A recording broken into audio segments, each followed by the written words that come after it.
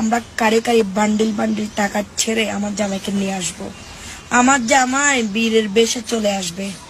আপনারা যারা ভাবতেছেন আমার জামাই অ্যারেস্ট হয়েছে আর কোনোদিন বের হবে না, ওদের জন্য এক বালতি সমবেদনা। হ্যাঁ, আমার জামাই গতকালকে রাতে অ্যারেস্ট হয়েছে। এটা নিয়ে তো হাই উল্লাস করার কিছু নাই, ঠিক আছে? মামলা যখন আছে অ্যারেস্ট হবেই। এগুলা নিয়ে এত টেনশন করে দুঃখ প্রকাশ করে কান্নাকাটি করার কিছুই নাই। আপনারা যারা ভাবতেছেন আমার জামাই অ্যারেস্ট হয়েছে আর কোনোদিন বের হবে না, ওদের জন্য এক বালতি সমবেদনা। আমরা কারে কারে বান্ডিল বান্ডিল টাকা ছেড়ে আমার জামাইকে নিয়ে আসব। আমার জামাই বীরের বেশে চলে আসবে এবং যারা এই ঘটনা ঘটাইছে তাদেরকে ছাড় দেওয়া হবে না। মাথায় রেখো, এতদিন আমরা পলাতক ছিলাম, এখন তোমরা পলাতক থাকার বেলা। এখন আমার জামাই আইনি প্রক্রিয়া শেষ করে আমার কাছে আসবে, তখন না খেলা শুরু হবে। খেলা মাত্র শুরু করছো তোমরা, শেষ করবো আমরা, ঠিক আছে?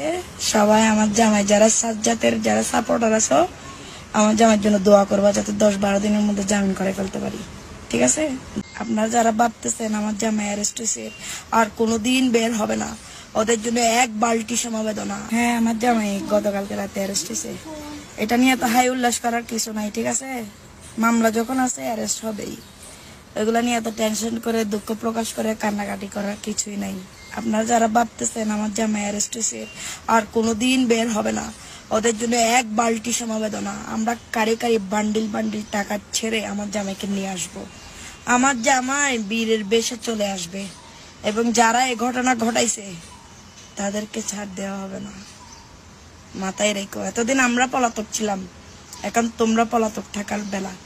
এখন আমার জামাই আইনি প্রক্রিয়া শেষ করে আমার কাছে আসবে, তখন না খেলা শুরু হবে। খেলা মাত্র শুরু করছো তোমরা, শেষ করবো আমরা, ঠিক আছে? সবাই আমার জামাই যারা সাজ্জাতের যারা সাপোর্টার আছো, আমার জামাইয়ের জন্য দোয়া করবা যাতে 10-12 দিনের মধ্যে জামিন করে ফেলতে পারি, ঠিক আছে? ধন্যবাদ।